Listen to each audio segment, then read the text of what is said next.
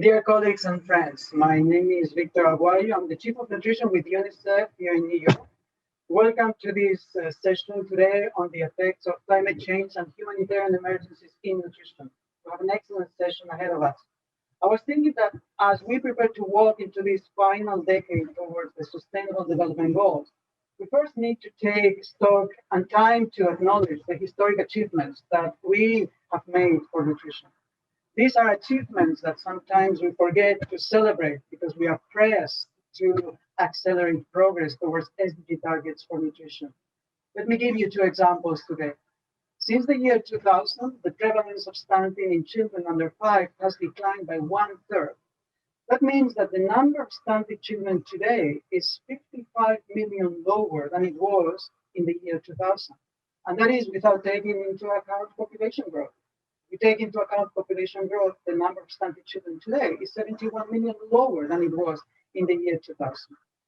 Similarly, when we look, for example, at breastfeeding, the number of under fives who were breastfed within 1 hour of life today is 140 million higher than it was in the year 2000. And the number of under fives who were exclusively breastfed for the first 6 months of life is today 80 million higher than it was in the year 2000. Therefore, I think it is reasonable to say that positive change for nutrition is possible. Positive change for nutrition is happening and is happening at scale. While we say that, we also need to acknowledge that we have not made equal progress in reducing the number of children who suffer from wasting, for example, while the number of children who are either overweight or obese has continued to increase. We ran some numbers a few days back, and we estimated that by the year 2030, if nothing changes, the number of overweight and obese children will actually be higher than the number of wasted children. Our data today indicate three very important things. 1 in 3 children under 5 are not growing healthy because of malnutrition. These children are either stunted or wasted or overweight or obese or a combination of the above. For example, some of them are stunted and overweight or obese. Second, 1 in 2 children under 5, at least 1 in 2 suffer from micronutrient deficiencies, hidden hunger, particularly iron deficiency, zinc deficiency, vitamin A deficiency.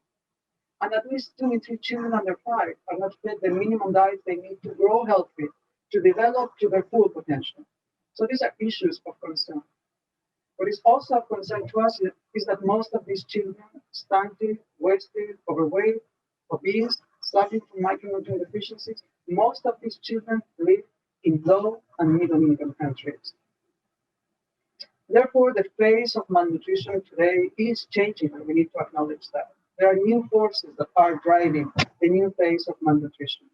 These forces include globalization and urbanization. They can work for the best and they can work for the worst. They're also increasing inequities that make that healthy diets are less and less affordable to more and more people. These forces also include climate and environmental change and the increasing number and complexity of humanitarian emergencies.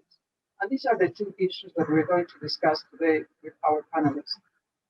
This session will discuss precisely that, how climate change and humanitarian emergencies interface and how they are affecting global nutrition, including micronutrient intakes. Today we have with us four excellent panelists. First, we have Chris Ibai, who is a professor at the Center for Health and the Global Environment at the University of Washington. Then we have Donald McKenzie, who is the Executive Director of the Institute for International Crop Improvement. My colleague Joan Machi, UNICEF representative in Botswana, and Sean Baker, who is the Chief Nutritionist at the US Agency for International Development. So without any further delay, we're going to give the floor to the first of our panelists today.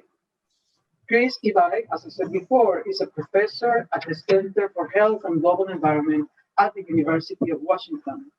She has been conducting research and practice on the health and nutrition risks of climate change for the last 25 years. In her presentation today, we're going to hear from Chris how high CO2 and warming temperatures are expected to change the nutritional quality of seed crops, which represent, I learned yesterday, 85% of all the plants with potential major consequences in the diets of millions of people.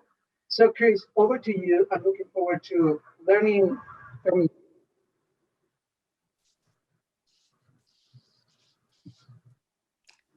Thank you very much, Victor. I really appreciate the kind introduction, and thank you very much for setting the stage for the important topics we're going to cover in this session.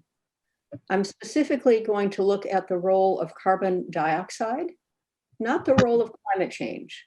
It's important to keep these separate, although they're interrelated. As you well know, there's multiple pathways from uncertain access to food to multiple forms of malnutrition. Carbon dioxide, as I will show you, affects all three forms of malnutrition: child stunting and wasting, micronutrient deficiencies, and probably overweight and obesity. As Victor mentioned, there are several pathways the plants on Earth use to remove carbon from carbon dioxide through photosynthesis, and to then incorporate that into organic molecules. Victor mentioned the C3 pathway, and that is the pathway used by 85% of all of our plants. That includes wheat, rice, barley, potatoes, spinach, also trees and grasses. There's a different pathway called the C4 pathway that has different characteristics. The consequences I'm talking about from carbon dioxide do not really affect the C4 pathway. And that includes corn or maize, sugar, sugarcane, millet, sorghum, and pineapples.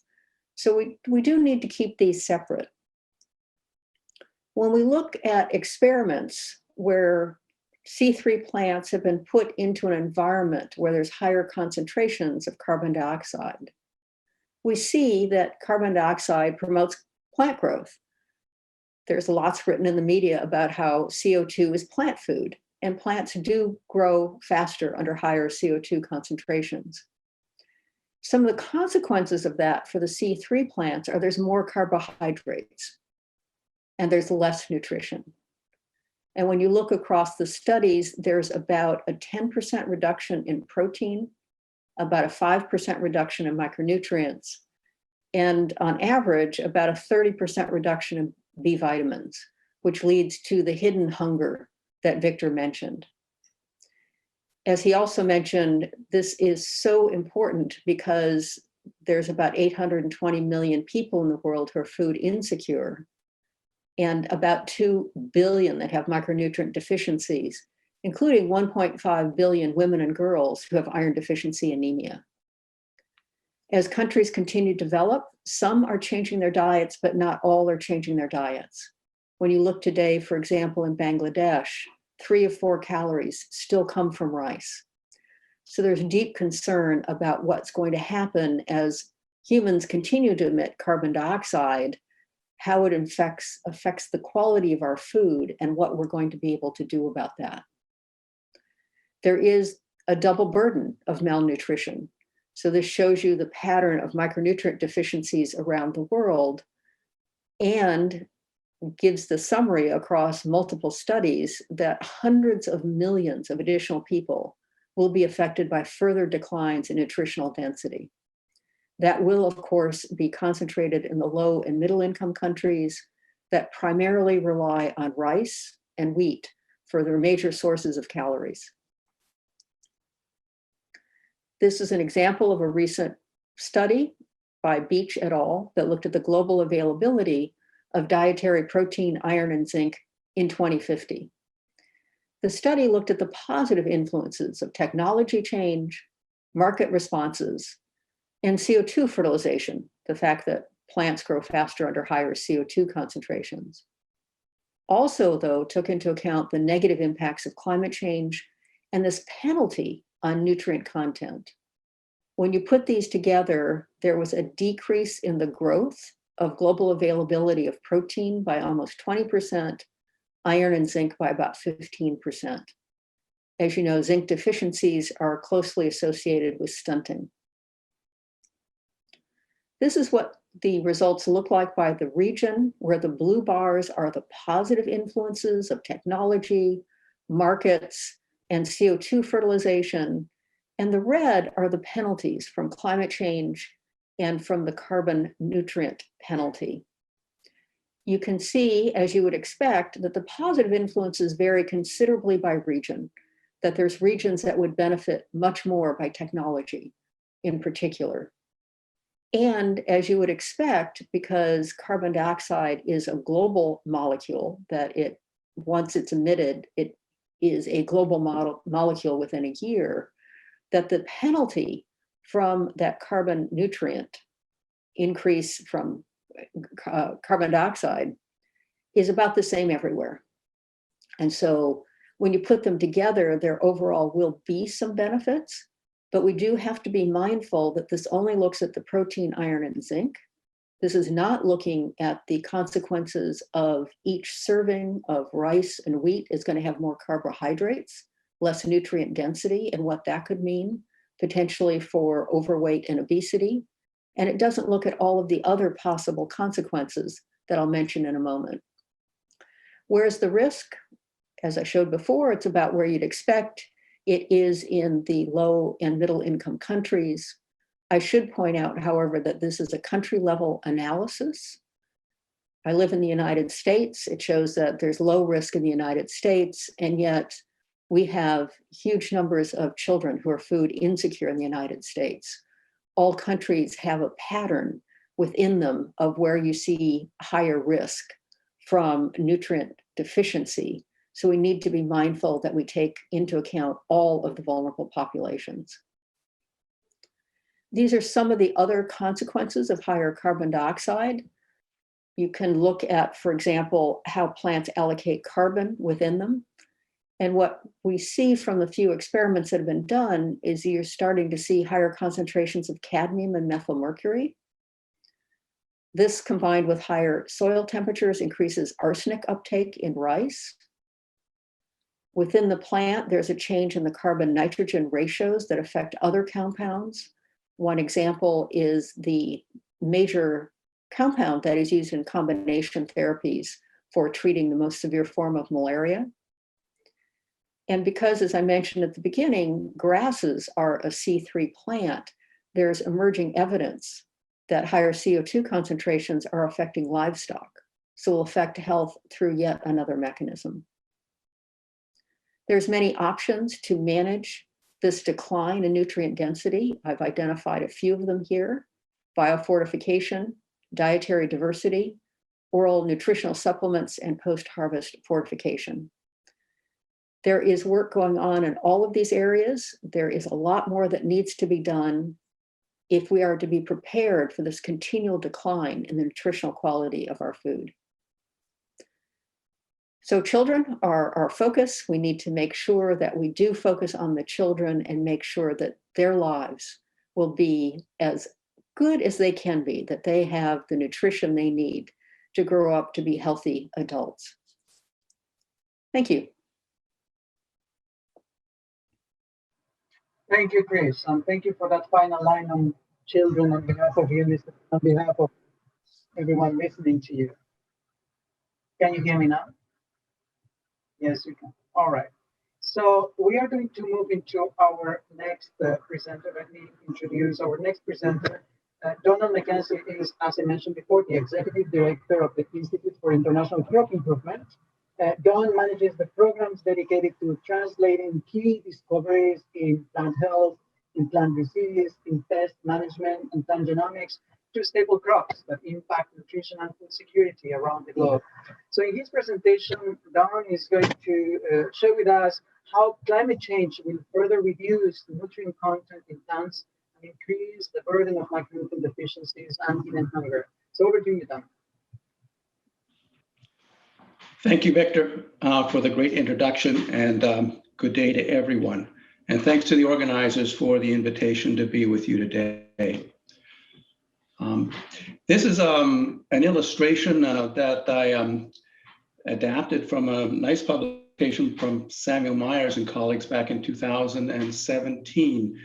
And what I really liked about it was how it very nicely illustrated the multiple pathways to harm.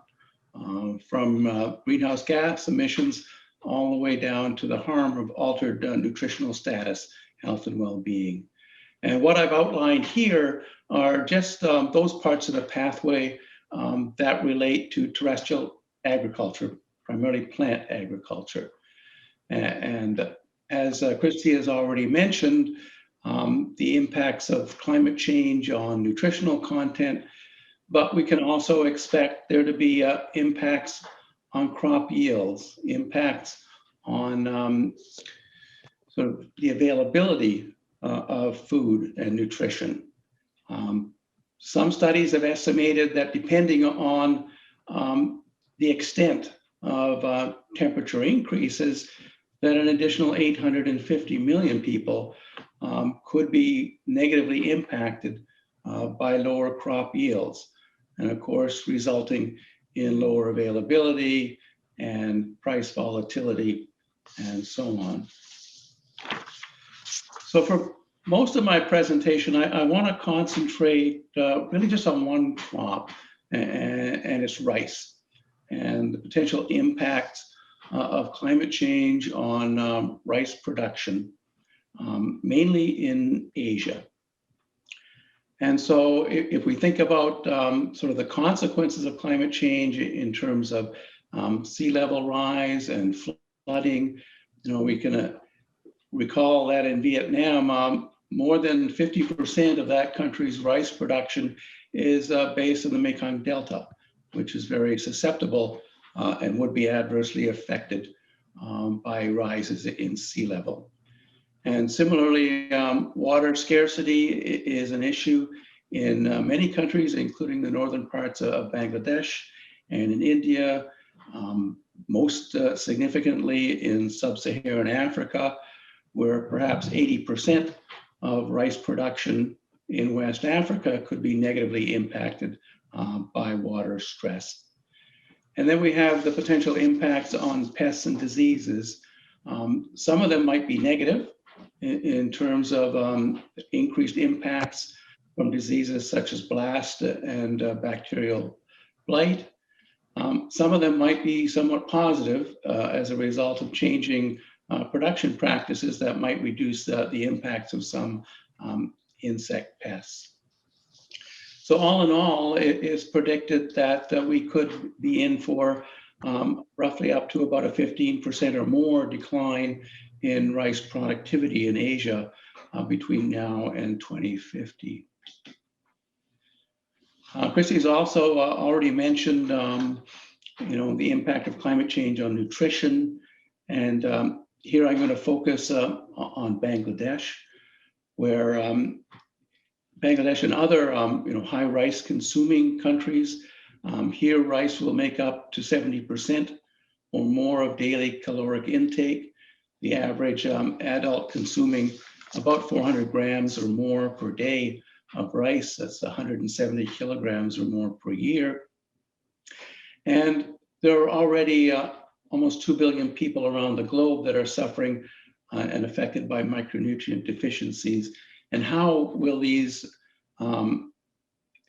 impacts be exacerbated by climate change and the potential for lowering nutrient content in foods? It's been estimated that, for example, a 1.5% increase in the risk of folate deficiency could affect an additional 130 plus million people in Asia and in sub-Saharan Africa. But she's also pointed to some of the studies that have been carried out looking at changes in essential nutrients such as zinc, iron, and protein under elevated levels of CO2. And these are mainly experiments arising from free air CO2 enrichment studies. And they point to nutrient losses of between 10 to 5% declines in different crops. But I think what's kind of really necessary and what we need to also be aware of are data from the real world and how actually has climate change been affecting nutrient content if at all.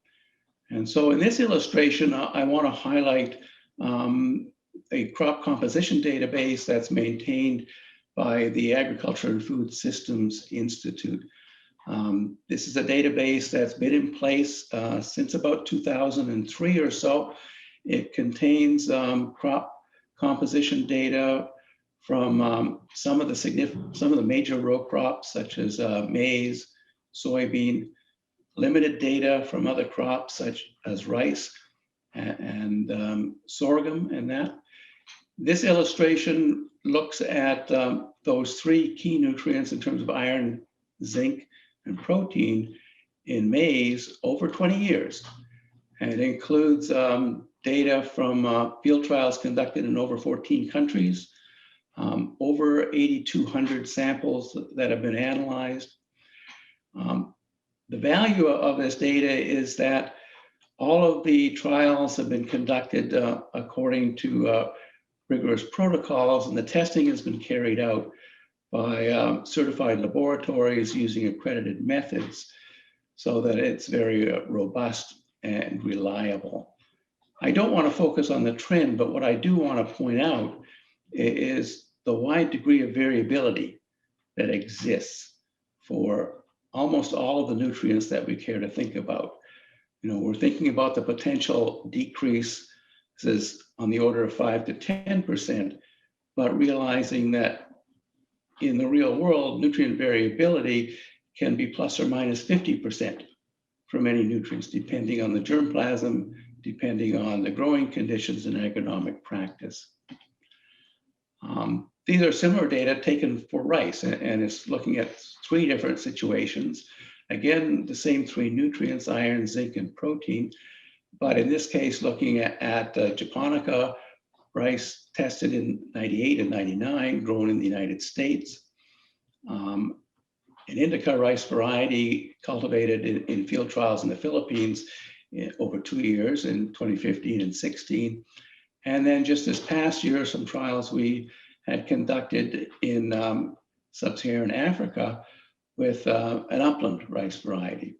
And again, you can see the levels of these different nutrients are comparable in all of these situations, but again, pointing out the wide variability that exists. That's there because of environmental conditions and germplasm variability and cultivation practices.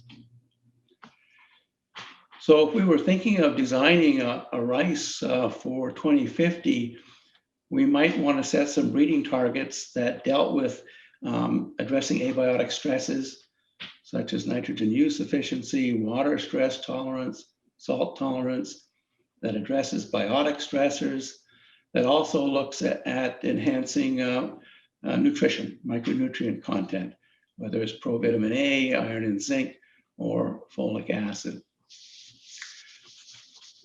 All of these things are being worked on at the moment, albeit they're being worked on individually and in separate projects.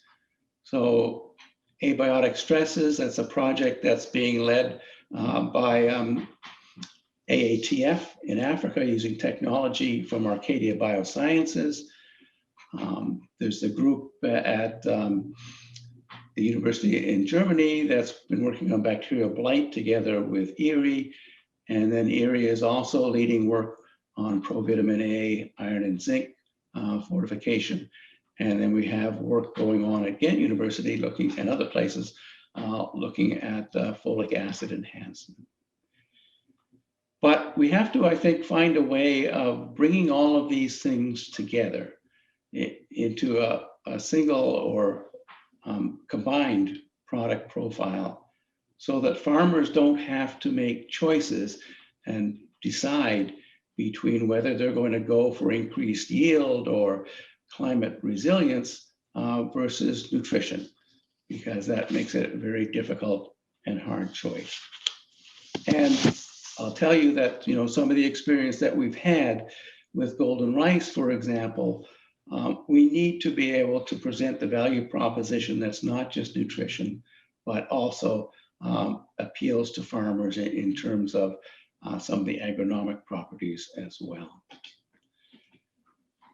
So this is mainly to illustrate that we have a sense of urgency. If we are trying to make a difference between now and 2050, that's perhaps less than 4 breeding cycles away. So we need to get away from trying to improve crops serially, one trait at a time, but how to combine traits and get there quicker, and how to reduce cycle times. And we have to be able to use all of the technologies that we can bring to bear, and whether that's marker-assisted breeding, or whether it's genetic engineering, or whether it's precision breeding, or it's some combination of all of these. So there's an urgency to address the technical challenges and come up with solutions. I would posit that there's also an urgency to address the policy environment. And we have to urge governments to put in place policies that would be enabling for all of the technologies that can be brought to bear to address these problems. And finally, just to make the point that it's important to bring together genomics and phenomics and breeding. And so this is just to illustrate, this is the Terra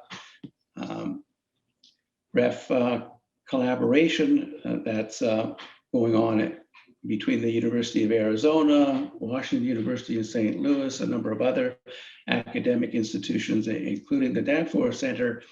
And it's about, well, growing crops in the desert in Arizona, which might well resemble what the future farmer's field might look like 20 or 30 years from now.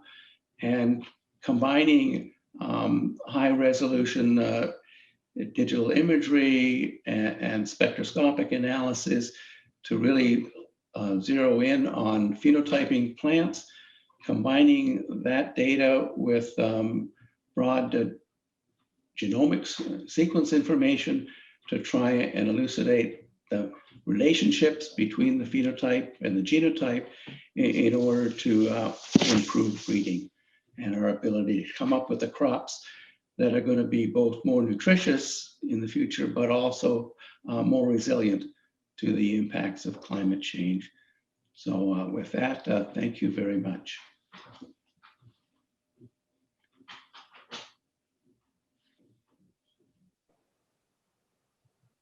Thank you, Don. Thank you very much for your presentation. We've heard from the previous two presenters how CO2 and climate change are affecting food security, nutrition, including micronutrient nutrition. And the next two presenters are going to talk to us about the reality of lives in two different regions in Africa. We first are going to hear from Dr. Joan Machi. She is colleague of mine, UNICEF representative in Botswana. Over the last couple of decades, Joan has been providing technical support and program oversight to over 21 countries in Africa, first as nutrition specialist for all countries, South Africa, then as chief of nutrition in Ethiopia, and most recently as regional nutrition advisor for Eastern. Yeah. In her presentation, we're going to hear today from Joan that the pre-COVID-19 food security situation in the region was already quite worrisome. More than 80 million people in East and Southern Africa were suffering from food insecurity. We'll also hear from her how the COVID-19 pandemic is likely to exacerbate existing food crises, driving children and their families into deeper food insecurity and nutrition risk. Over to you, John. So on which part? The show bar, the show taskbar? Okay. Swap presenter view. Okay, great. Sorry about that. Thank you very much, Victor, and thank you to the organizers for giving me this opportunity to share the perspectives on climate change, humanitarian emergencies, and their impact on nutrition in Eastern and Southern Africa. I will also be touching on my presentation on the impacts and responses to COVID-19, especially in relation to food and nutrition security in Eastern and Southern Africa region.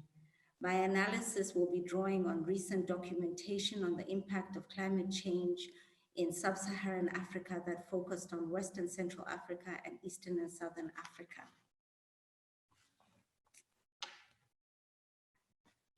I'll start by presenting an overview of climate futures, again, drawing very much from the climate crisis report that I just mentioned. And you will see that across sub-Saharan Africa, the impacts are highly variable. We have Western and Central Africa where we'll see an increase in the temperatures by 3 to 5 degrees by 2050 and an increase overall in the number of hot days. When it comes to Southern Africa, we see a 30% decline in rainfall and a 1 to 2% increase in temperatures by 2015. Whilst in East Africa, we see quite a variable picture where we see increased rainfall from December to February, and then again for the latter half of the years, June to August 2015, a decrease in rainfall.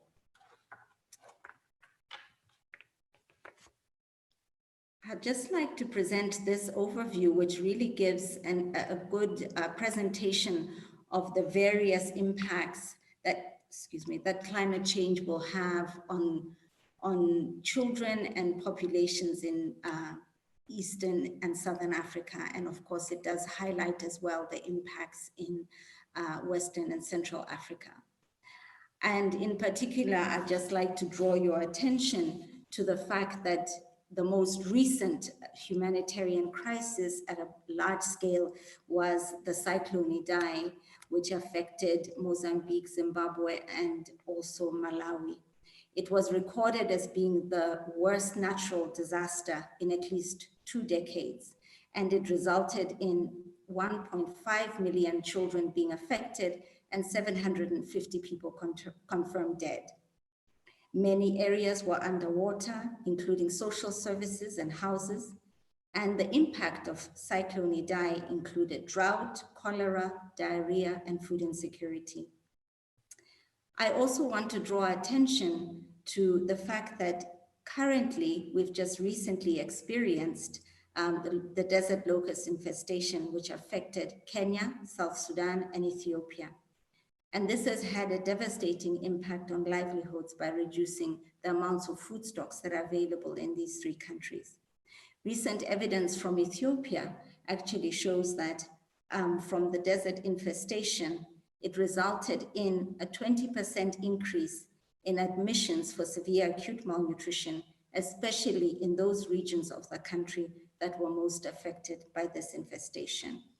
And this was when the data was compared to the previous year. Needless to say, coupled with all of these climate scenarios is that in many of our communities, there was rapid urbanization and an increase in the sea level. Now, from where I come from in UNICEF, this slide is just highlighting the impact on children of climate change and humanitarian crises and how those changes actually affect children and their child rights deprivations from different systems. We have the impact on water access and services. As water temperatures start to rise and water is scarce, children will feel the deadliest impact of waterborne diseases and malnutrition. I think the recent COVID and what we're going through in terms of the COVID pandemic has also accentuated these disparities in terms of water access across countries, both urban and rural areas. The developmental gains that have been made in the education sector are also going to reverse. And we know that this is primarily due to the destruction of school facilities, extended disruption of education, and overall limited access to schooling. And again, all of this is worsened through the COVID pandemic. And of course, the health and nutrition gaps, we will be seeing an increase in preventable illnesses and death from environmental hazards that children experience, especially those aged under 5. Overall, we know that humanitarian crises and indeed climate change and its impacts will broaden the inequalities in our societies. This is a rather busy slide, but really wanting to highlight that when one looks at this largest humanitarian crisis that has affected all our countries, COVID-19, we know that in Eastern and Southern Africa, even before COVID, we already had 58 million children aged 6 to 23 months not getting enough of a diverse diet. And we had 2.6 million children who were wasted annually and 26 million stunted children. I will not expand on what the impact of all of this was. And we also got to know that 55% of our children are not exclusively breastfed. And so I'm just picking up on those statistics to highlight the impact on nutritional status of children and mothers prior to COVID. Yet we know in the circle in the middle, we already got estimates from regional analyses that there'll be an increase in food insecurity in the countries in Eastern and Southern Africa. Needless to add, the impact on programs and service delivery is being felt even as I speak right now.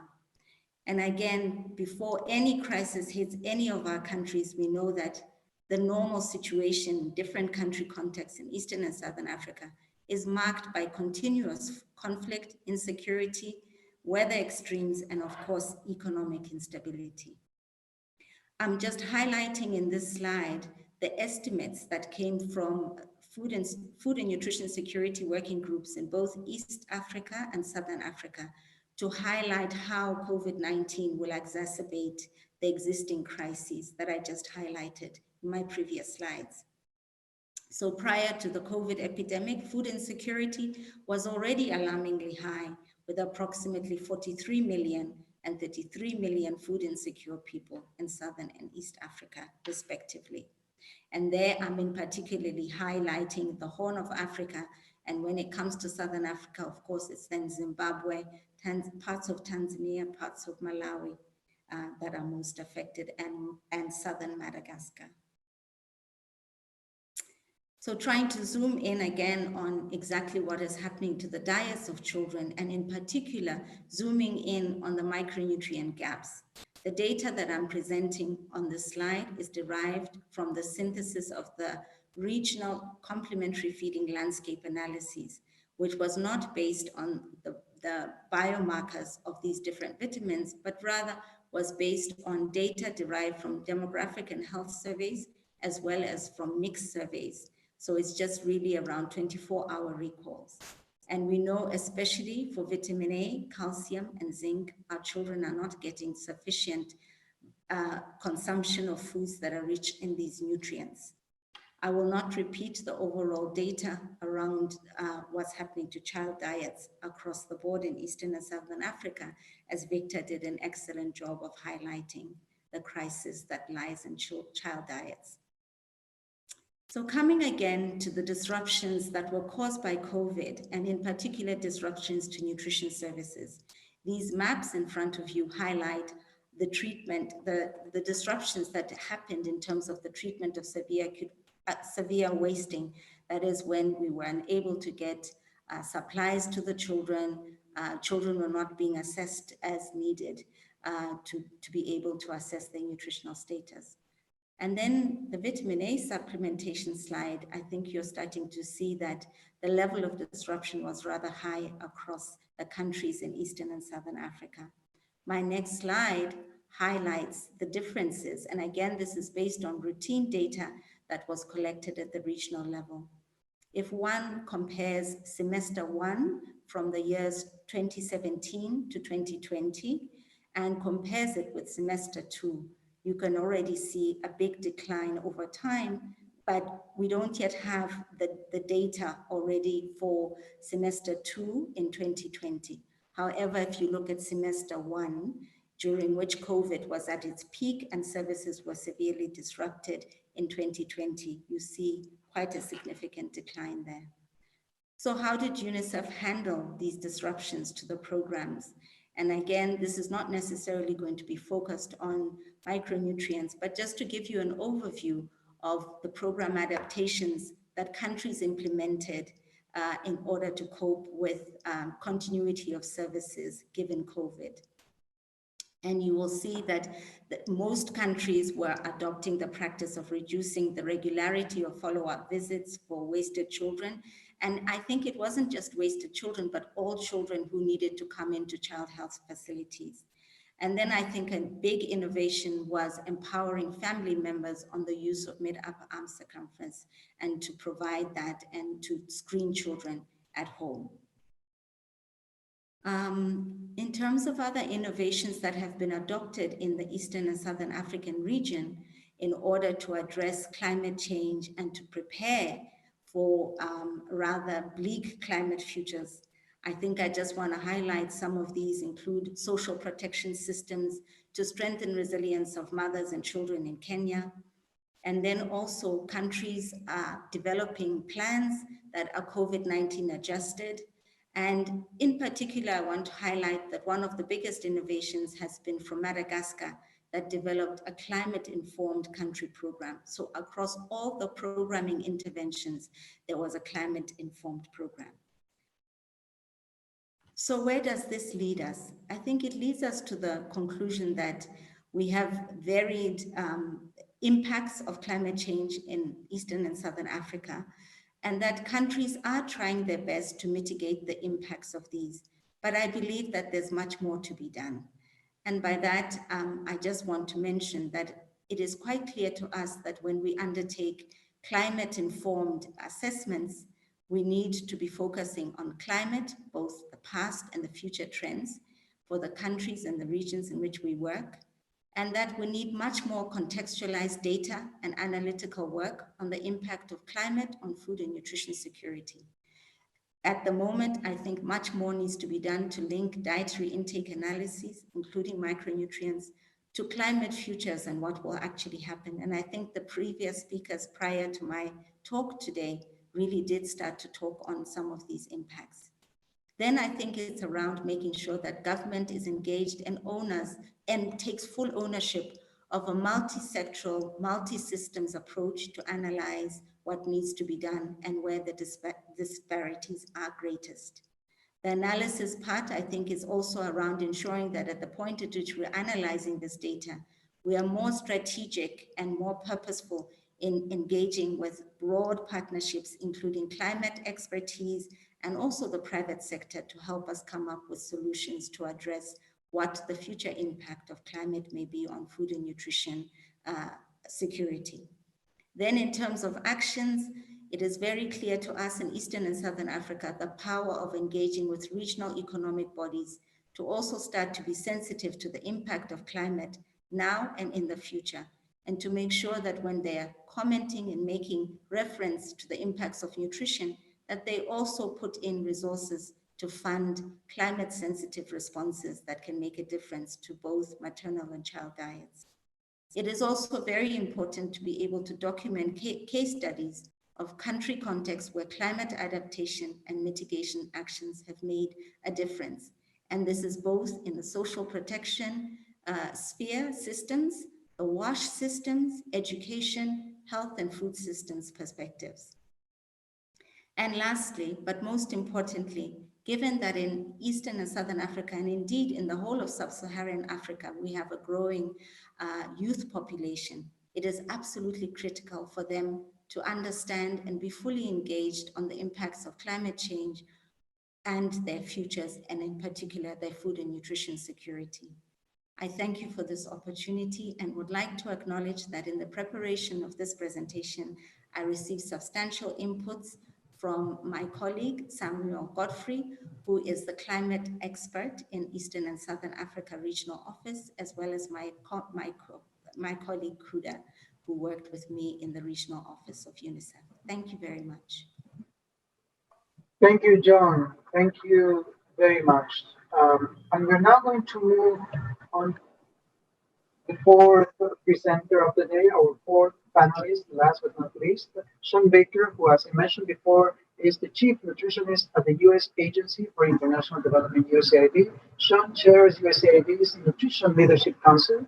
He oversees the vision and the strategy of USAID's Center for Nutrition in the Bureau for Resilience and Food Security, and coordinates related efforts across USAID. In his presentation, Sean is going to share with us how the Sahel region is confronted on all sides. We're going to hear about food insecurity, but also about population growth. We'll hear about food diets, climate change, violence, and extremism, and now the COVID-19 pandemic. We hear how all these negative forces are synergistically affecting children, families, and communities, and having a negative impact on nutrition and food security. We might also hear about some emerging opportunities. Over to you, Sean. Thanks so much, Victor, and thank you, everyone. I'm very pleased to be able to join today. You know, historically, the Sahel has always been at the crossroads between Northern Africa and the Sahara, and then tropical Africa, the more Sudanian zone. And really today, the Sahel is the crossroads of climate, demographic growth, conflict, and overlaid with the COVID-19 crisis. I'm going to briefly walk through trends in food insecurity, population growth, malnutrition, inadequate diets, increasing mean temperatures and extreme weather events, and then increases in violence and extremism. Speak briefly of the COVID-19 impacts, and then share some reflections on the way forward. I do want to start out with one caveat and one disclaimer. The Sahel has many different definitions. It basically is, and it extends from Cabo Verde over into East Africa. I've limited the data I put together for what's called the G5 Sahel, which include Mauritania, Mali, Burkina Faso, Niger, and Chad. But the lessons and the trends drawn from these five are very indicative of the broader Sahel region. The disclaimer, and this is to preempt Victor calling me out that I may have a conflict of interest of, I've spent a good part of my professional career in the Sahel, which has deeply formatted me, and all of my family is from the Sahel. So I am not a non-biased observer here. When you look at trends in food insecurity in the Sahel, compared to at the bottom, if you look at overall trends pre-COVID, there was a pretty globally a decent downward trend. The Sahel has always had very high rates of food insecurity. And while the 90s showed overall some downward trends, so decreases in food insecurity, what we'd seen pre-COVID is basically the last decade really plateauing out. And this is, again, prior to the COVID situation. Part of the equation here, of course, is the very rapid demographic growth. If these five countries currently estimated a bit over 86 million people, expected to grow by 20 million people over the next 10 years to 117 million. And very importantly, of course, it is an incredibly young population and getting younger all the time. So when you look at particularly the absolute numbers of the populations who are the most vulnerable, pregnant and lactating women, infants, and young children, it's growing even faster than that overall demographic trend would indicate. Looking at nutritional trends just from the lens of stunting reduction, if you look at the overall Sahel average, it's not been great, but there has been incremental decrease in stunting numbers. There have been some very positive outliers. I take particular satisfaction in seeing the quite rapid declines in Burkina Faso, but it's not been on track. And this is where the relative trends in demography come together. If you look in terms of the absolute numbers of stunted children projected into 2030, it's one of the regions of the world we're actually going to see quite dramatic increases, which is the contrary of global trends. Now, we do have a paucity of a lot of the nutrition data, in particular, a paucity of the status in different micronutrients.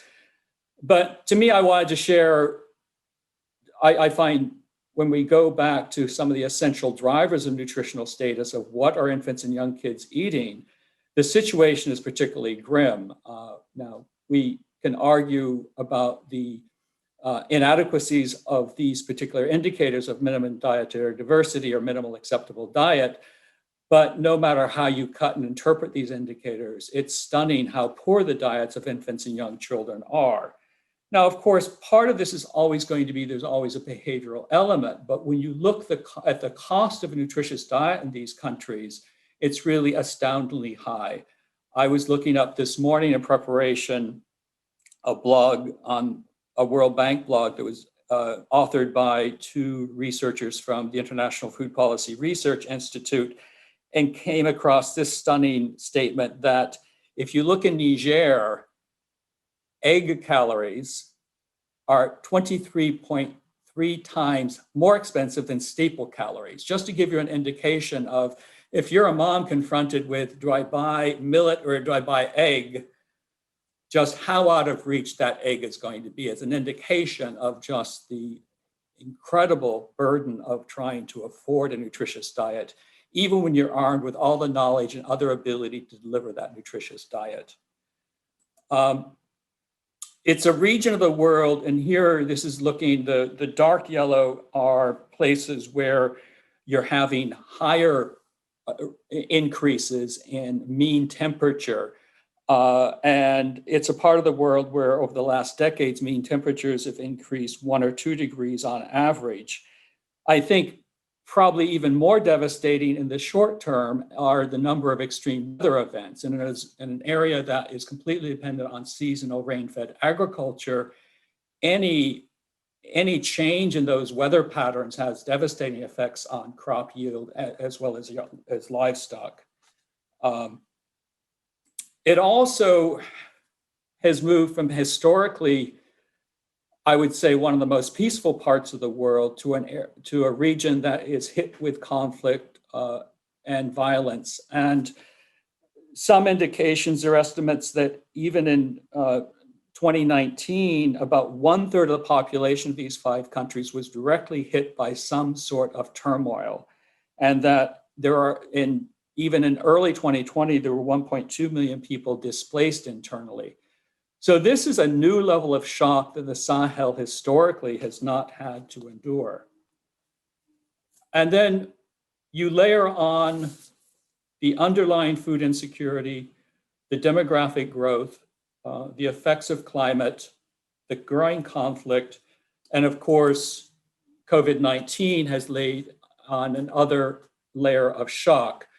Now, I won't go through this in the numbers that Joan shared, nor the responses, which I think are quite similar, but basically COVID-19 has disrupted every system we rely on to deliver good nutrition. People's ability to purchase, the ability of the food system to deliver, the health system, the social protection programs, makes humanitarian response more complicated, the levels of misinformation communicated about COVID-19.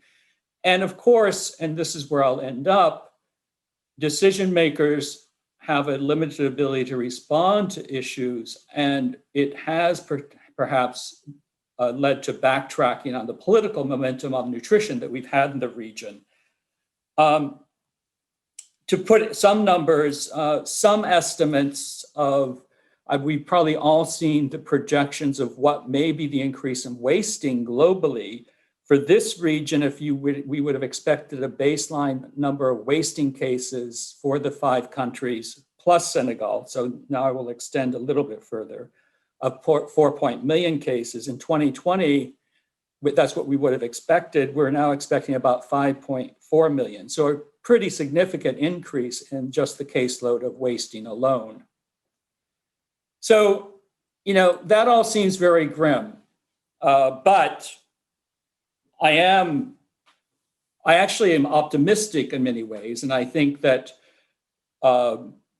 there's been an incredible history of political leadership on food security for a very, very long time, going back to the early 1970s, recognizing, so food security is the highest level of political agenda of all of these countries.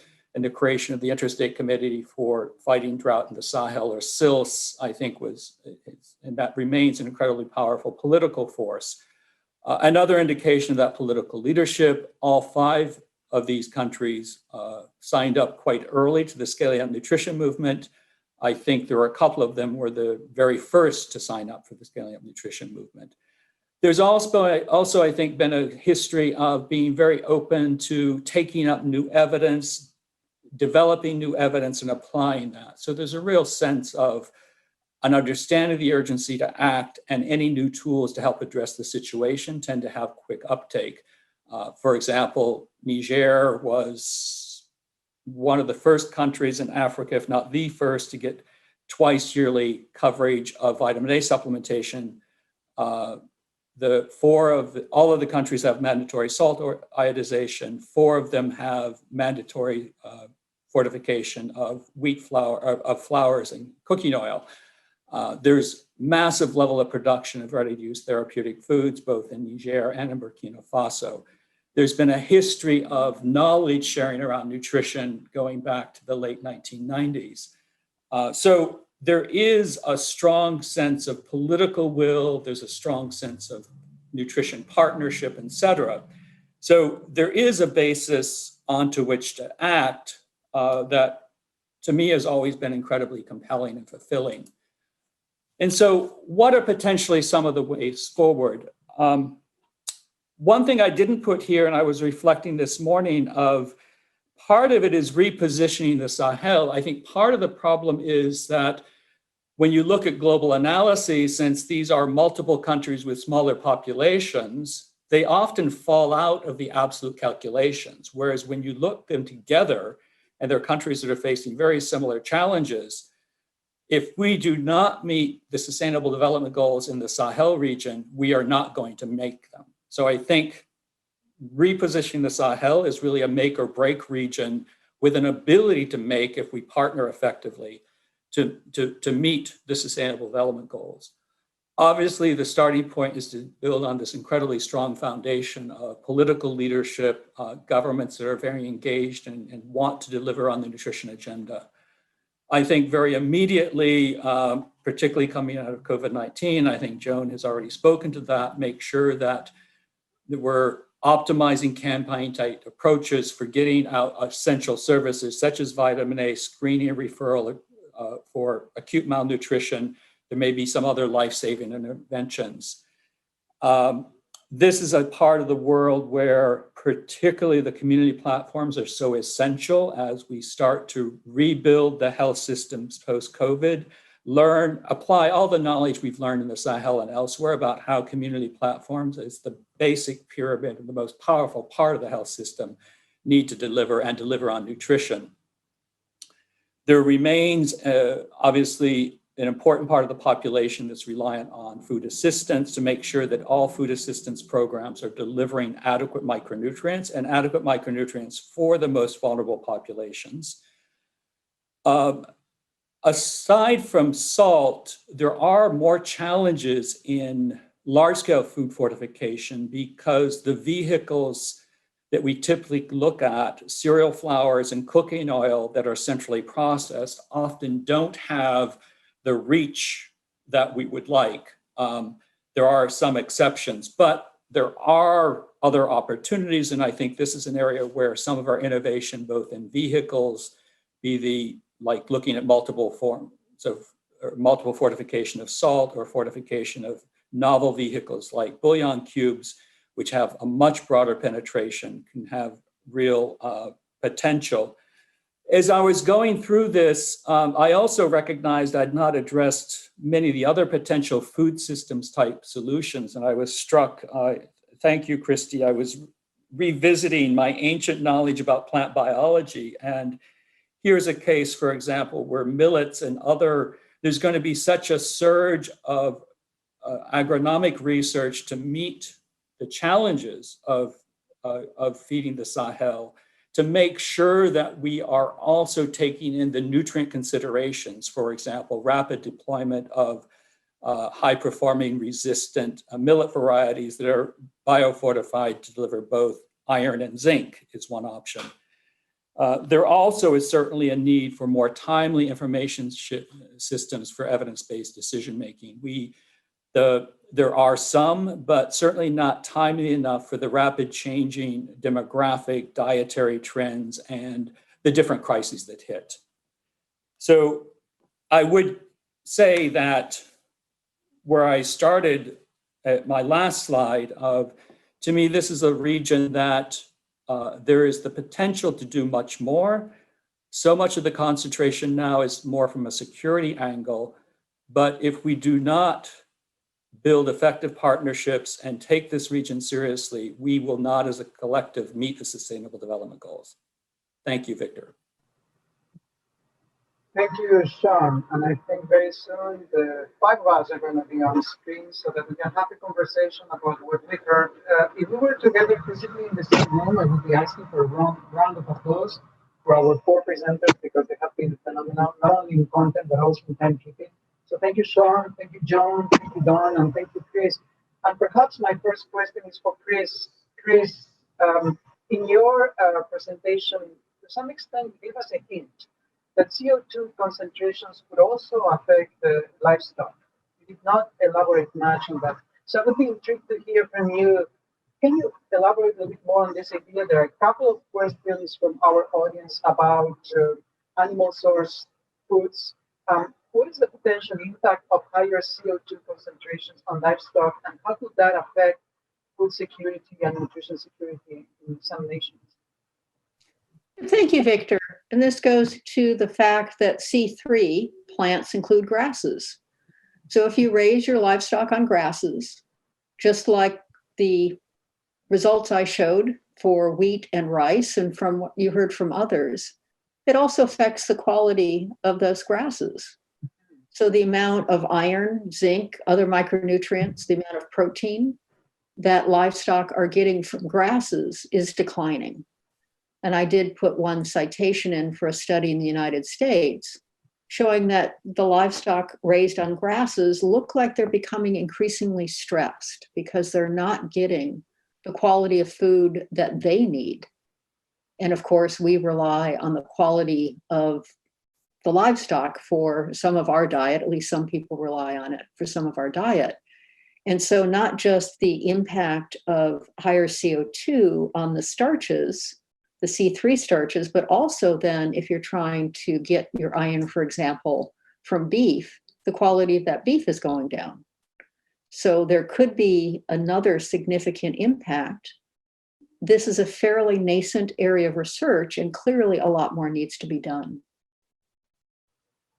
Thank you so much. This is fascinating. Thank you so much. And I have a similar, to some extent, question to Don. Don, your presentation, you were very explicit about how climate change can further reduce nutrient content in plants. Could you please elaborate on the potential impact of climate change on food prices and the affordability of healthy diets for large populations? That link is a very important one, and I wonder if you can elaborate on that. Okay. Thank you, Victor, and I'll try and do my best, but I'm not an agricultural economist by any stretch of the imagination. But I'll go back and I'll try and illustrate the point with Bangladesh, a small country with 165 million people projected to grow to 200 million between now and 2050. Bangladesh has really made great strides over the past decade or so, and is now at the point of being about self-sufficient in rice production. And rice production accounts for about 70% of the field crop production in Bangladesh. About 30% of that area is in the coastal regions that are susceptible to flooding, to saltwater inundation, and to increased salinity in the soils. And of course, rice is very susceptible to saline soils. Yields are significantly reduced. It's been estimated that we could see reductions of about 15% or more in rice yields in those areas. So we can imagine then that with the decrease in yield, there's going to be an increase in prices. And particularly if we think about, the millions of people who live in those coastal regions, many of whom right now, today, cannot afford a nutritious diet. So reducing rice yields and that even just adds more to the problem and the significance of it that they face. So there have been studies put out by IFPRI as well as the International Rice Research Institute that have estimated that prices could be affected by as much as up to 30% increases or so. And we've seen even this year with COVID, and even though there wasn't a real impact on availability, rice prices for rice from Thailand, export prices, went up by over 12% in just 1 month. So record setting over the past 7 years or so. And there wasn't really an actual reduction. It was just people reacting to the pandemic, people conserving stockpiles and reducing exports and that. So the consequences are real that we can imagine in terms of prices. Well, thank you, Don, for making it very clear that the consequences are real. That these are not just opinions or estimates, but that these consequences are happening. And John was also very explicit about the consequences of climate change in the nutrition security and the nutrition security of children in East and Southern Africa. John, I was captivated by that. And you've been working with UNICEF now for a while, and what applies to UNICEF might apply to some other agencies. My question to you is, in UNICEF, for example, we have a community of practice around nutrition, and we have an emerging community of practice around climate change. And I was very excited to hear from you that your colleague working on climate change and your colleague working on nutrition were giving inputs into your presentation. So my question is precisely that one. How do we make sure that we bring together these two communities of practice, and that the nutrition people and the climate people are talking to each other?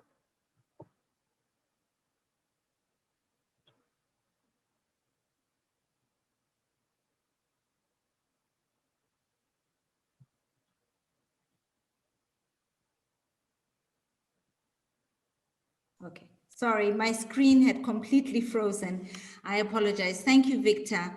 I do think it is actually rather rare for climate expertise to be coming together with nutrition expertise.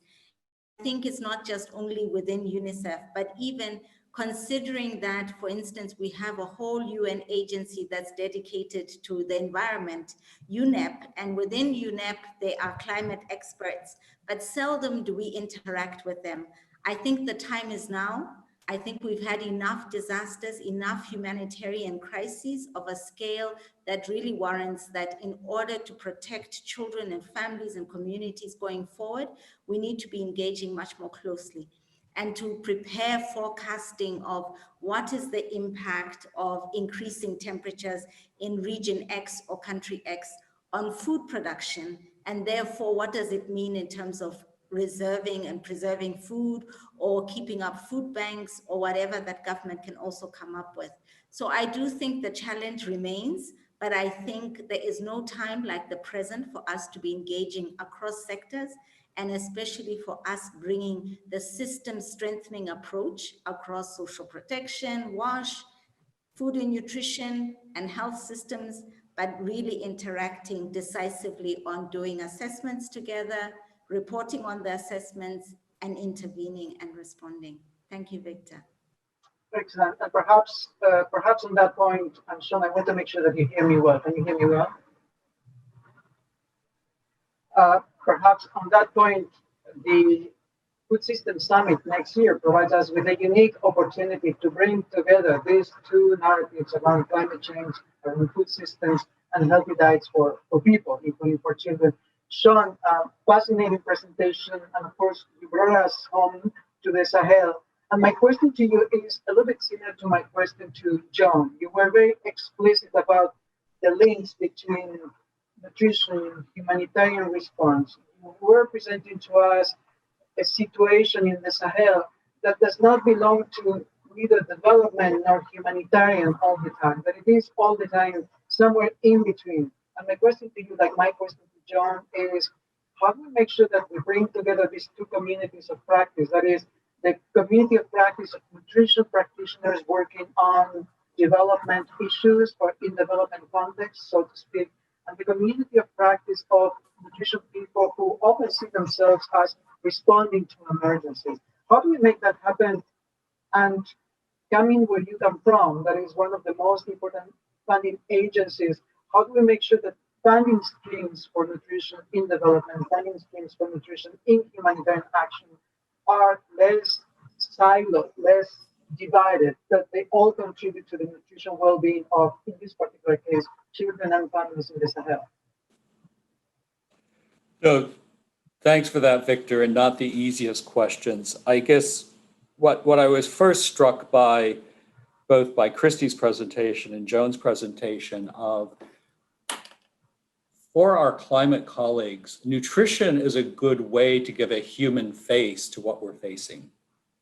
And I think being, as Joan has built out, being much more explicit about, in fact, these are the nutritional consequences, and these are the direct impacts it's going to have on infants and young children, on mothers, I think actually gives even a stronger voice to those dealing with climate issues, that this is not an esoteric issue, but very much a clear and present danger for children we care about. That requires both that mainstreaming the communications, but then also those analyses. I think also as we support efforts to adapt to climate change, I was struck by Don's presentation about the urgency of those, and you particularly focused on the plant breeding cycles, but I think we're also talking about anything we're doing for genetic improvement, livestock, et cetera. How do we make sure all this urgency to respond is deeply informed by the nutrition imperative? And how do we bring those strands together? You can't just have a sidecar of biofortification and then try to tack it on, but it has to be truly mainstreamed into breeding objectives. Just one example. I also, and this is where my thoughts are less structured, but I think, Joan, you touched on it, Don, you touched on it, of, these are governments that are faced with a lot of different issues that they have to make trade-offs. And coming at, a one-off solution here, a one-off solution there, how do we actually support our government partners, our development partners, to actually have evidence-based tools to juggle these trade-offs, and how do you prioritize, and how do you work in the systems that, in a way that you are recognizing you may not be able to deliver everything for everybody everywhere at the same time, but how do you make the right trade-offs so that you can at least do the most good with the resources you have? When it terms, I do think that, and here I will step out of a more general hat to specific to USAID, I do think in the Sahel, both USAID, but also the European Union have really been on the forefront of how do you more purposely bring together the streams of humanitarian assistance funding and the streams of development funding, recognizing that if we're not building resilient systems, if we're not supporting resilience from household level to community level to the government structures, we are going to be in an endless cycle of just responding to disaster. And so it does, because in any large bilateral donor, and often the multilaterals, these are very separate funding streams. And we do need to work together very purposely from the highest leadership level, including our appropriators, to understand that if you actually invest in building systems that are more responsive, you actually, and build in resilience from the get-go, you actually, in the long term, are saving a lot of recurrent humanitarian assistance response. You can't totally eliminate it. But I do think there are a lot of lessons being learned in the Sahel, in the Horn of Africa, being much more purposeful about informing your programming from a resilience perspective. Over. Thank you, Sean. And thank you for those words about our responsibility to strengthen systems. And I always mention that our responsibility is to make sure that we leave behind systems, be it food systems, health systems, social protection systems, systems that are more capable, but also more accountable, both things. And I have a question here that I think is for Don. So Don, bear with me. It's a bit long, but I think it's an important question. It reads as follows. Staple crops are important sources of micronutrients in areas where they also make up a large percentage of total food consumption. So changes in their micronutrient concentration could have a big impact on nutrient adequacy in dietary patterns if dietary patterns remain the same. So the question is, what would the role of nutrient-dense non-staple foods, such as animal products, vegetables, and fruits, in dietary nutrient adequacy, how might production of these foods be affected by climate change? And how much emphasis do we put in optimizing staple crops versus shifting to other foods? Thank you, Victor. That's a tough one for sure. I think a lot of our focus so far, as you rightly said, has been on trying to increase the nutrient density of staple crops, whether it's rice or whether it's wheat or something else. I do think that, ultimately the best solution all around is to end up in a situation where people can afford a varied and a balanced diet. That's would be a nirvana, I suppose. That's where we would all want to get to. Whether we'll be able to do that is another situation.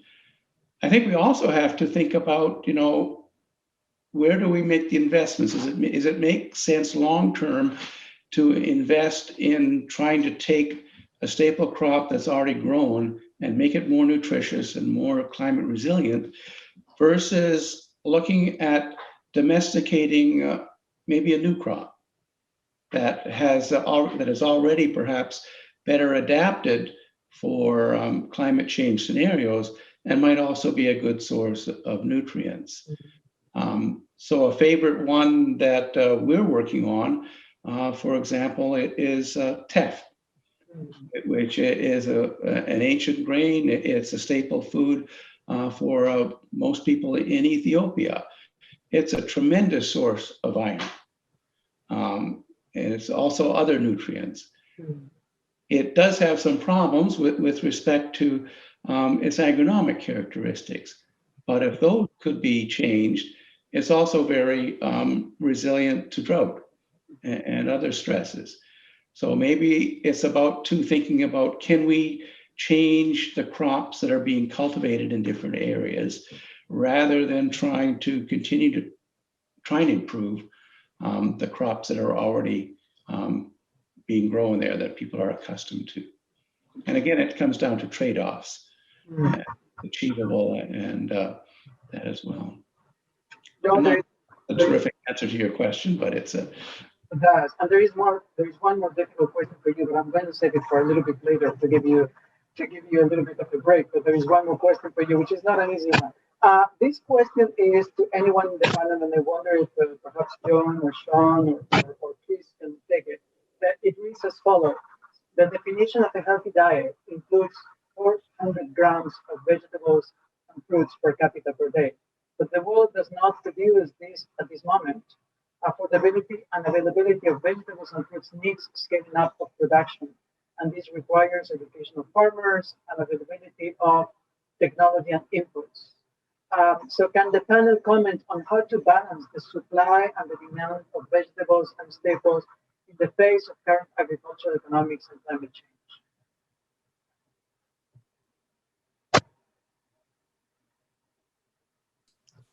I don't have an answer, but I'd really like to underscore the importance of the question. I recall years ago, I did an agricultural adaptation project in Mali, in the southern part of Mali, and working with communities where the changing weather patterns meant it was too hot and too dry for them to grow the vegetables and the fruits that they'd normally grown.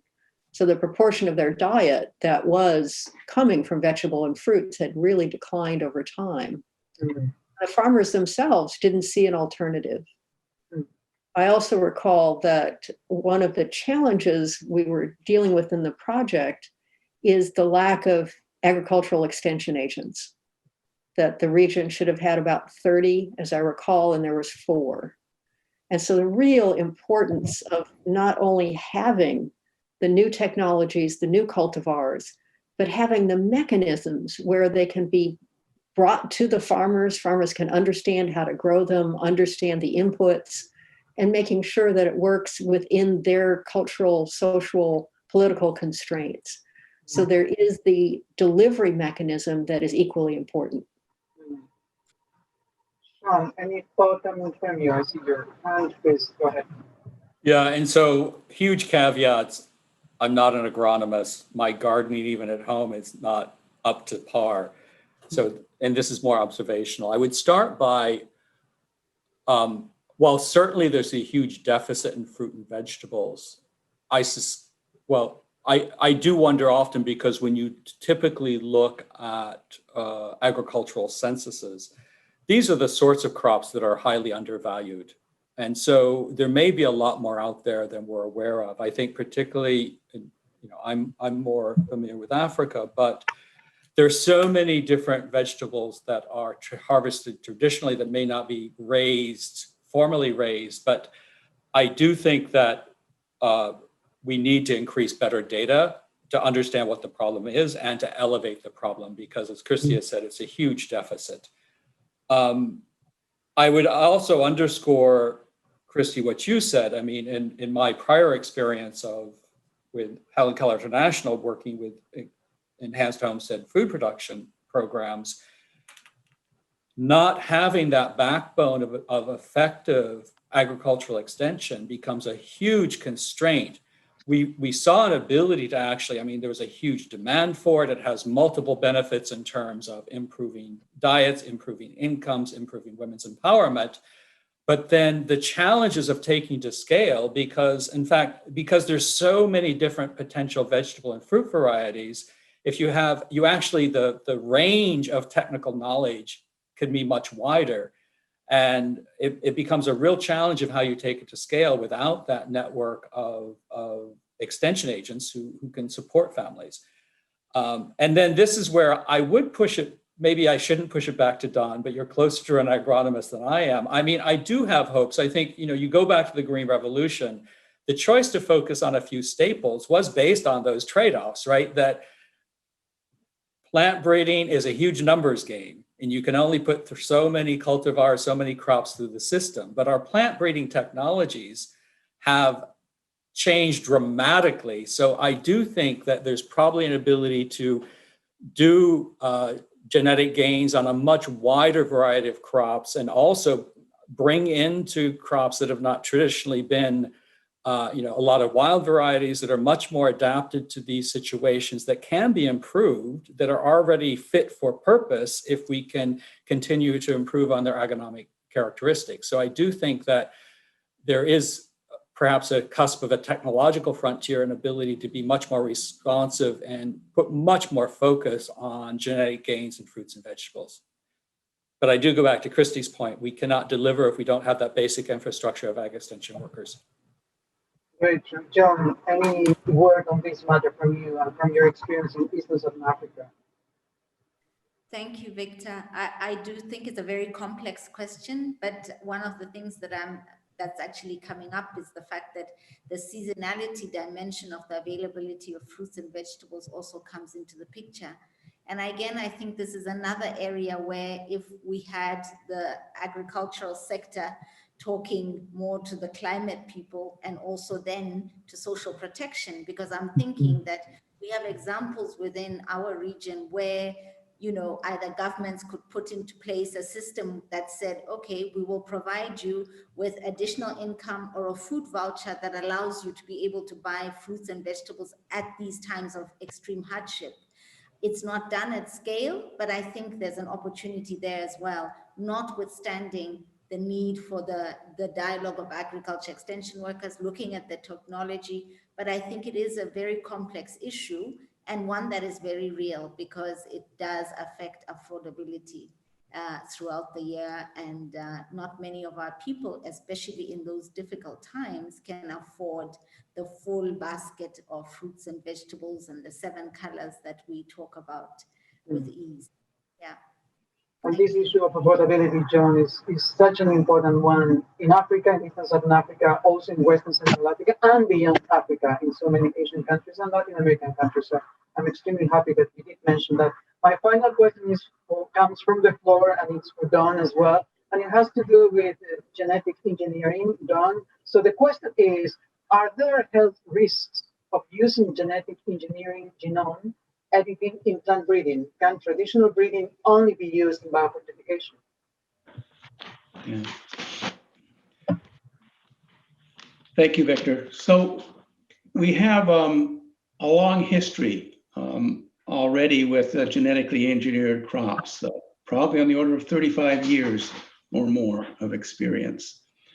And I would say that on the basis of that history, and also on the basis of numerous scientific studies that have been funded to look for evidence of harm, whether to look for evidence of food safety concerns, or whether it's to look for evidence of environmental harms and that might accrue as a result of cultivating genetically engineered crops. The end result is that there is no smoking gun.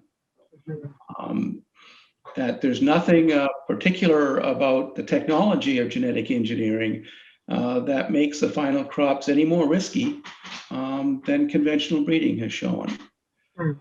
And I think we need to be able to be technology agnostic in the sense that we want to be able to utilize whatever technology is going to be needed to solve the problem at hand.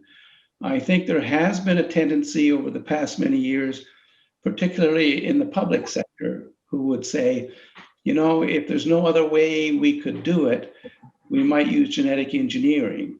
So positioning the technology as a technology of last resort, which I think the wrong way to think about it. We should be thinking about using whatever technology is going to get us the best solution in the shortest possible time. And that's why I also mentioned that it's time for perhaps governments to start to revisit some of the policies they've had in place, some of the approaches to technology that perhaps were justified 30 years ago when we weren't familiar with it. But now, after 3 decades and much more familiar, we can rethink some of those policy approaches. Thanks.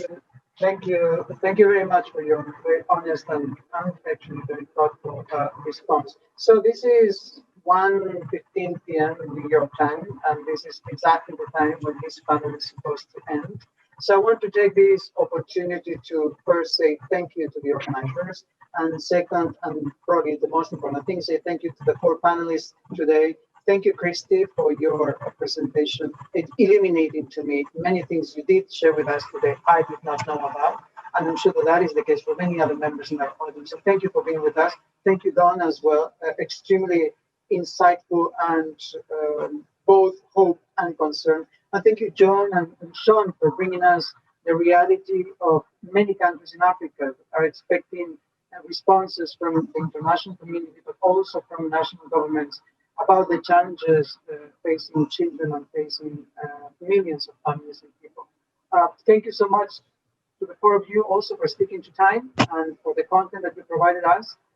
And this was a great panel. That is my opinion, and I'm sure that is the opinion of many others. So thank you for being with us, and back to our organizers. Thank you.